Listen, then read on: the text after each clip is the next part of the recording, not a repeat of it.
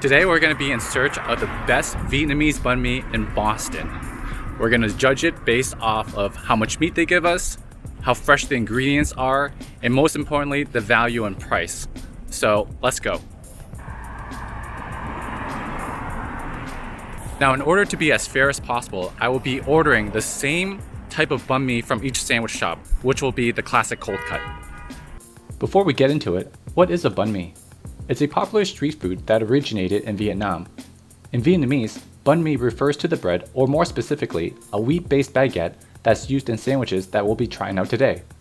It consists of Vietnamese-style cold cuts, pate, house-made mayo, pickled vegetables like carrots and daikon, and finally is topped off with slices of cucumber, cilantro, and sometimes sliced chili peppers if you like a bit of heat. So here at our first spot, we're at Bult.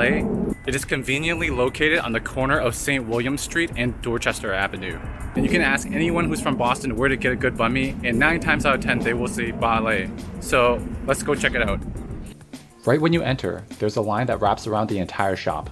While we were there specifically for their banh mi, they also sell a variety of prepared food such as Vietnamese spring rolls, fried rice, noodles, pastries, and much more. We also ordered a sugarcane juice which was freshly squeezed right in front of us. I wanted to try a little bit of everything they had to offer because it looked so good. But I guess we'll just have to come back next time. The total for the banh mi came out to be $6.50.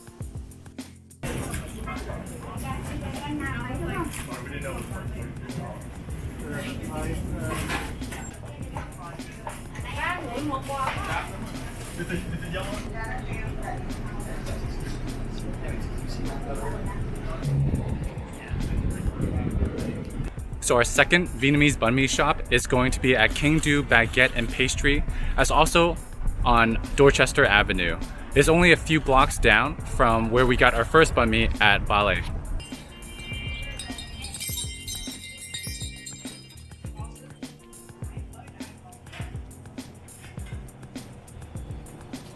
It was a night and day difference stepping into King Du after spending so much time at Bult. The place felt deserted compared to the previous establishment.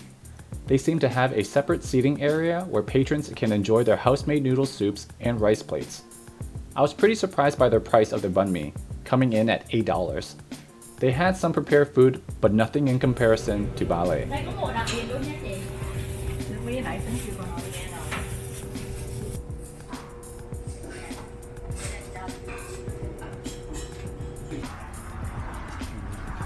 Dorchester actually has a pretty large Vietnamese population, so I'm not surprised to see so many Vietnamese restaurants and bakeries all along Dorchester Ave.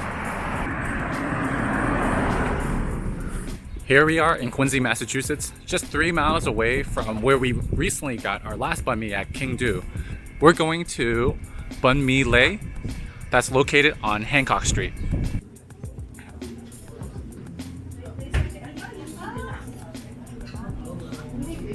This restaurant was all the craze when it first opened its doors in 2017. They serve homemade Vietnamese comfort foods to go along with their popular sandwiches. We got there a little after the lunch rush, so there was only a little bit of their cold cuts left, but we still managed to snag one at $7. So this is the last stop of the day. We're here at Bun Me Boston, which is located on the corner of Elm Street and Hancock Street in Quincy. I remember when this place opened just a few years ago, and they have gotten very popular around town. So let's try out their classic cold cut. This establishment is a little bit smaller than the other ones we visited today, so it's no surprise when I didn't see many other prepared foods on their limited counter space. They did have some seating for you to enjoy your drinks and sandwiches though. Their classic cold cut banh mi came in at $7.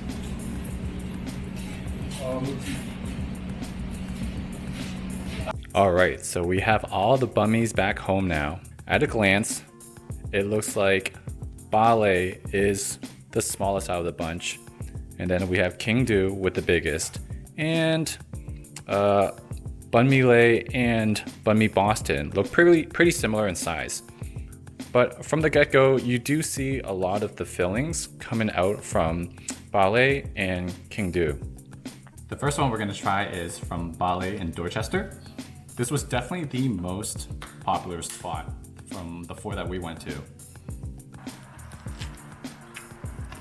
So the banh mi from Bali right away is a very strong cilantro flavor, which I do like, but I know some people don't like it. You do have the option to obviously ask for no cilantro. I really like their house-made mayo. It's really rich and fatty, but the pickled carrots and daikon really cuts through that richness and fat. And next we have King Do, which is just down the street from the famous Bali. So the sandwich from King Do is actually very good. There's a lot of pate in here. What's different is that they actually have this thin barbecue sliced pork that's cooked all the way through that I didn't find in Bali's banh mi. Next we have Bun Me Lay from Quincy on Hancock Street. From a glance, it doesn't look like they put too much meat in here, but I'm not gonna base it off that right away. I'll judge them by this overall taste. So it actually took a couple of bites for me to actually get to the meat. I think the saving grace of this sandwich is really the banh mi, or the bread. It's very crispy. Not sure if you heard the crunch. In terms of flavor, I would put it in third place so far, right after King Do and Bali.